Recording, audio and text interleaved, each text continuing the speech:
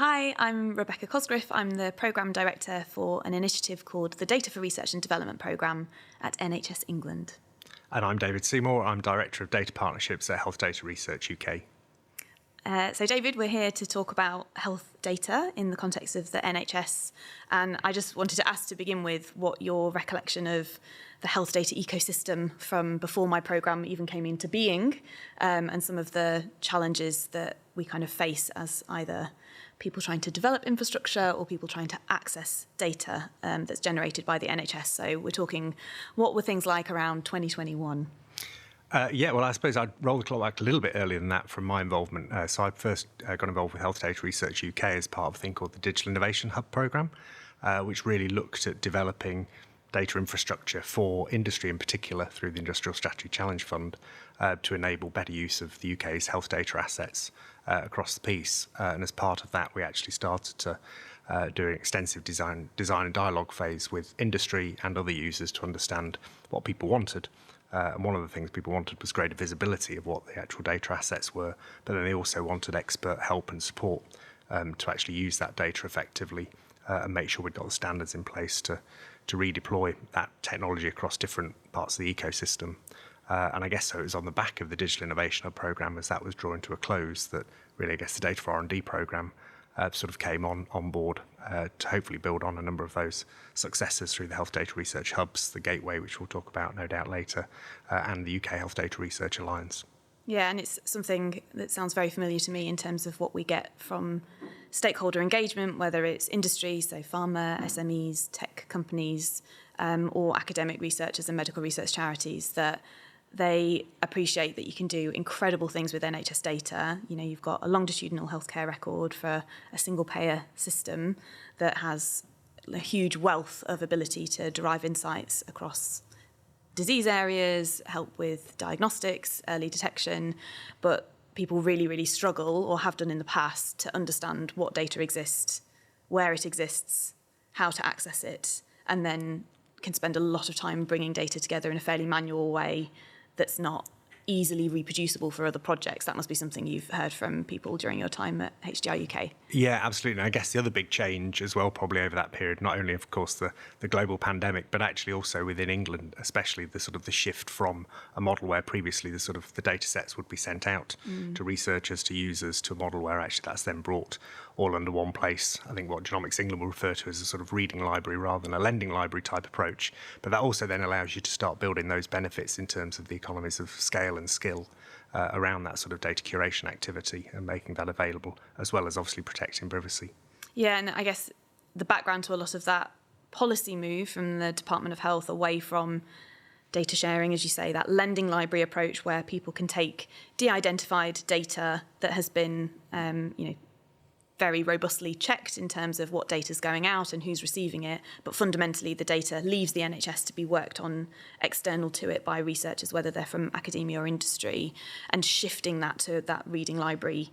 model where people come to the data rather than the data going to them has really been driven by a desire to make sure that when we're working with health data for research purposes, that it's done in a way that is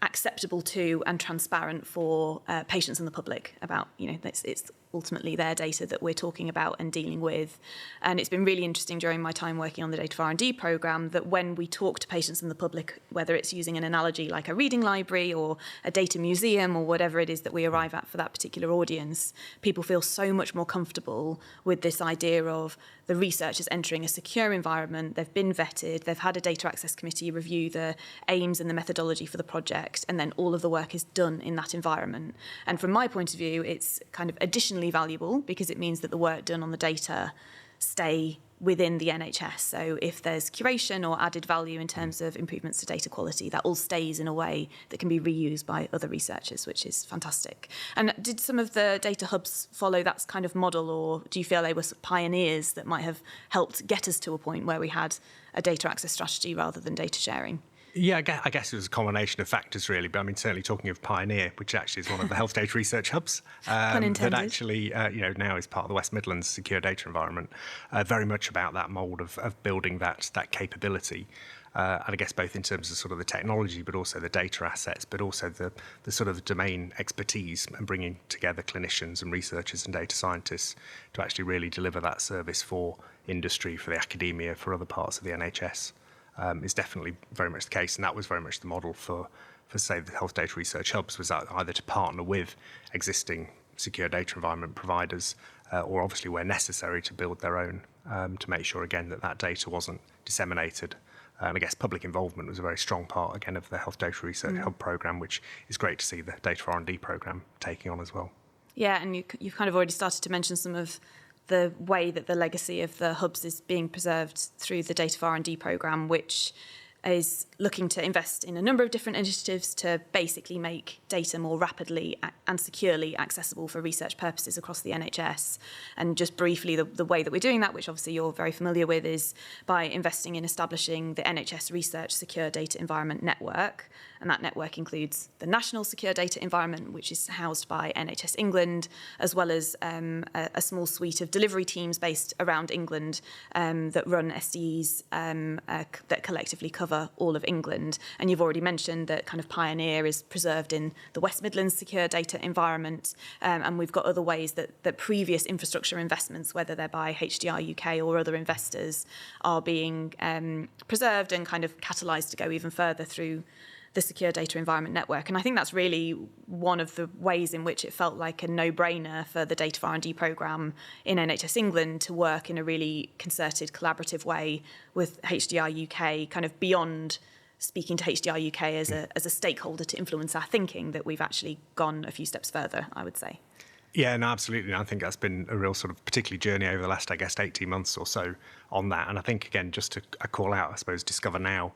which was North West London, sort of health real-world evidence hub, now obviously part of the London Secure Data Environment. I think, again, the British Heart Foundation Data Science Centre, who have collaborated very closely with what was NHS Digital, now NHS England, to really build that national capability within the NHS England secure data environment, are two great models, alongside also DataCan, the cancer hub, again, also working within that NHS England secure data environment. But perhaps the sort of, I suppose, the bit that's trying to tie it all together then is obviously the Health Data Research Gateway, and to bring that discoverability and accessibility to the data in a more consistent and streamlined way.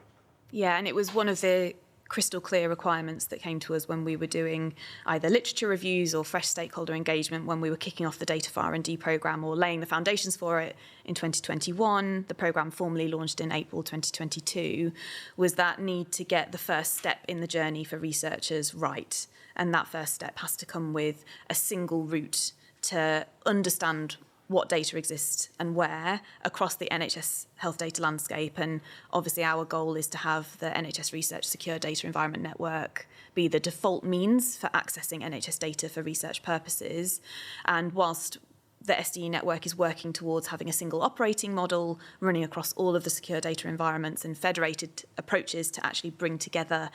data for analysis across multiple SDEs, we had to get that first step in the journey right, which is basically data discovery. And when we looked at what work had already taken place, obviously we couldn't miss that HDR UK had already done a huge amount of work developing the gateway. And so it was really fantastic that we were able to basically agree to work together to make sure that the gateway could serve the requirements of the SDE network, but also that the SDE network could dock into an asset that's UK-wide, so that we weren't creating something brand new that was only serving the SDE network, and it would make sense holistically for researchers, even if they need to access data from across all areas in the UK.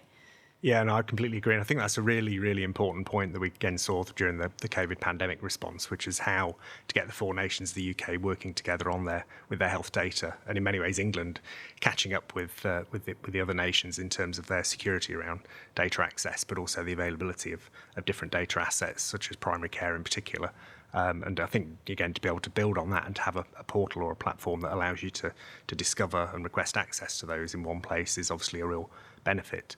I guess one of the challenges that comes with it, and with developing any sort of platform for such a wide range of uses, is how do you make sure it really fits, particularly industry's needs, particularly if they've been used to, having their own, getting the data from somewhere else and developing their own tools, platforms, using their own sort of compute power. How do we make sure we can at least mirror and ideally enhance that offer?